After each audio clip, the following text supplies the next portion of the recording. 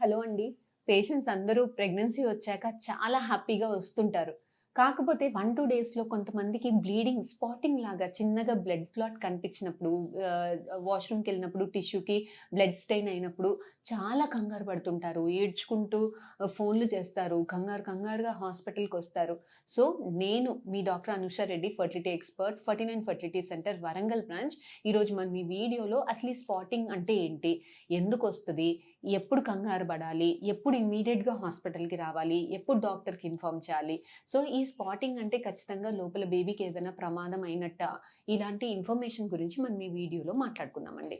First ఈ spotting అంటే ఏంటి అనంటే కొంతమందికి ప్రెగ్నెన్సీ వచ్చిన తర్వాత లేదంటే ఐవీఎఫ్‌కెళ్ళే వాళ్ళకి బేబీని పెట్టాక ప్రెగ్నెన్సీ రాకన్నా ముందే బేబీని పెట్టాక ఒక వారం రోజులకి లైట్‌గా బ్లడ్ స్టెయిన్డ్ డిశ్చార్జ్ కనిపిస్తది. కొంతమందికి రెడ్‌గా స్పాట్స్ కనిపిస్తది. కొంతమందికి బ్రౌనిష్ డిశ్చార్జ్ కనిపిస్తది.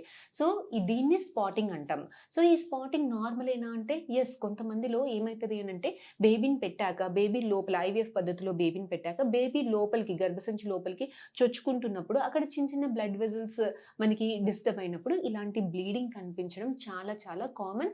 And this is a positive sign also. కొంతమందికి ప్రెగ్నెన్సీ వచ్చాక ఒక 2, 3 డేస్‌లో స్పాటింగ్ కనిపిస్తది. మెయిన్‌గా ఇది ఐయుఐ కన్సెప్షన్స్ వాళ్ళకి, నేచురల్ కన్సెప్షన్స్‌లో కూడా చాలా మందికొస్తది. కాపోతే ఐయుఐ వాళ్ళకి, ఐవీఎఫ్ వాళ్ళకి ఎక్కువగా చూస్తుంటాం. ఎందుకు చూస్తుంటాము అనంటే, ఒకటి బేబీ లోపల గ్రో అవుతున్న కొద్దీ బ్లడ్ వెసల్స్ డిస్టర్బ్ అవుతది ఇందాక నేను చెప్పినట్టు. సెకండ్ థింగ్ వీళ్ళు ఐవీఎఫ్ వాళ్ళలో, ఐయుఐ వాళ్ళలో బయట నుంచి హార్మోన్ సపోర్ట్ ఇస్తాము. కొంతమంది సరిగ్గా ప్రెగ్నెన్సీ వచ్చినప్పుడు గ్యాస్ట్రైటిస్ వల్లనో, ఇంకేదైనా ఇష్యూస్ వల్లనో సరిగ్గా మెడిసిన్స్ తీసుకోకపోయినా, తీసుకున్నది అరగకపోయినా హార్మోన్ ఇంబాలెన్స్ వల్ల లైట్‌గా బ్లీడింగ్ అనేది చాలా కామన్‌గా కనిపిస్తుందండి.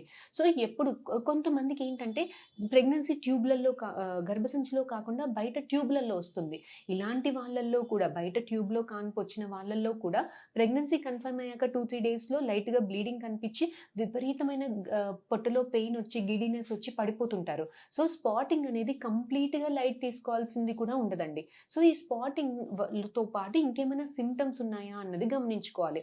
ఎలాంటి సింప్టమ్స్ అనంటే స్పాటింగ్‌తో పాటు ఏమన్నా పెయిన్ వస్తుందా? గర్భసంచి పక్కన లోయర్ అబ్డామిన్‌లో విపరీతమైన పెయిన్ వస్తుందా? గిడ్డీనెస్ వస్తుందా? లేదంటే ఇమ్మీడియేట్‌గా హ్యూజ్ క్లాట్స్ ఏమన్నా పడుతున్నాయా? ఇలాంటివన్నీ గమనించుకోవాలి. బ్లడ్ డిశ్చార్జ్ వస్తే ఏ కలర్‌లో వస్తుంది? బ్రౌనిష్ కలర్‌లో వస్తుందా? బ్లాక్ కలర్‌లో వస్తుందా? ఫ్రెష్ రెడ్ బ్లడ్ క్లాట్స్ పడుతున్నాయా? ఇవన్నీ గమనించుకోవాలి. ఎప్పుడు కంగారు పడాలి అనంటే బ్లీడింగ్ హెవీగా అవుతుంది. పీరియడ్స్ లాగా అయిపోతుంది. పెద్ద పెద్ద క్లాట్స్ పడుతున్నాయి. విపరీతమైన పొట్టలో పెయిన్ వస్తుంది. గిడ్డీనెస్ వస్తుంది. సడెన్‌గా బ్లాక్ అవుట్స్ అయిపోయింది. ఇలాంటి వాళ్ళలో అబార్షన్ అన్న కంప్లీట్‌గా అయిపోతూ ఉండాలి. లేదు అనంటే ట్యూబ్‌లలో కాన్పు వస్తే అది లోపల ఏమైనా డిస్టర్బ్ అయ్యి ప్రెగ్నెన్సీ లోపల పగిలిపోయి ఇమ్మీడియేట్‌గా చాలా ఎమర్జెన్సీ సిట్యుయేషన్ కూడా అయితుండొచ్చు. కాకపోతే అది వెరీ, వెరీ, వెరీ రేర్ అండి. ఒక 100 మెంబర్స్‌కి స్పాటింగ్ అయితే 1, 2 మెంబర్స్‌కి అలా అవుతుంది. సో, అలాంటివన్నీ మైండ్‌లో పెట్టుకొని కంగారు పడకండి. జస్ట్ 1, 2 డ్రాప్స్ కనిపిస్తుంది బ్లడ్ స్టెయిన్ డిశ్చార్జ్ అంటే మోస్ట్‌లీ ఏం ప్రాబ్లమ్ ఉండదు. ఇది నేచురల్‌గా ప్రెగ్నెన్సీ వచ్చే వాళ్ళలో, ఐయుఐలో, ఐవీఎఫ్ వాళ్ళలో చాలా కామన్‌గా వస్తుంది. 10 మందికి బ్లీడింగ్, స్పాటింగ్ అవుతుందంటే 8 మందిలో ఏం పెద్ద మేజర్ ఇష్యూస్ ఉండవండి. ఒకసారి మీరు హాస్పిటల్‌కొస్తే మీకెంత బ్లీడింగ్ అయింది దాన్ని బట్టి కొన్ని ఫస్ట్ స్కాన్ చేస్తాము. ఇందులో ప్రెగ్నెన్సీ అనేది ఫస్ట్ ఎక్కడుంది? గర్భసంచిలో ఉందా? పక్కన ట్యూబ్‌లలో ఉందా? అన్నది స్కాన్‌లో చూసుకొని గర్భసంచిలోనే ఉంది, ట్యూబ్స్‌లో ఏమీ లేదు అనంటే కొన్ని ఈ బ్లీడింగ్ తగ్గడానికి బేబీ చుట్టూతా ఏమైనా బ్లడ్ క్లాట్ ఏమన్నా ఉందా? బేబీ డిస్టర్బ్ అవుతుందా? హార్ట్ బీట్స్ ఎలా ఉన్నాయి అన్నది స్కాన్‌లో గమనించుకుంటాం. సో, అంతా బాగానే ఉంది. పెద్ద డిస్టర్బెన్స్ ఏమీ లేదు అనంటే ఫర్దర్‌గా బ్లీడింగ్ అవ్వకుండా ఉండేదానికి కొన్ని ఇంజెక్షన్స్ పెట్టాల్సింది ఉంటది. మీ టాబ్లెట్స్‌లో డోసేజెస్ కొంచెం ఆల్టర్ చేయాల్సింది ఉంటది. సో, ఇలాంటి జాగ్రత్తలన్నీ చాలామంది అనుకుంటారు స్పాటింగ్ తర్వాత కంప్లీట్‌గా బెడ్ రెస్టే ఉండాలి అనేసి. స్పాటింగ్ తర్వాత అందరికీ కంప్లీట్‌గా బెడ్ రెస్ట్ ఉండాల్సిన అవసరం ఏమీ లేదండి.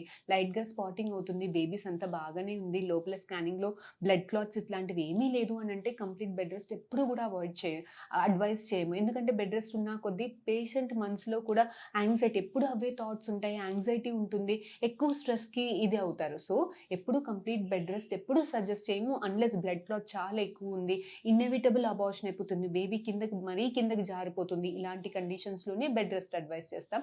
అదర్‌వైజ్ కంప్లీట్ బెడ్ రెస్ట్ అవసరం అవసరం ఏమీ ఉండదు. కంప్లీట్‌గా నార్మల్‌గా డే టు డే యాక్టివిటీస్ అన్నీ చేసుకోవచ్చు.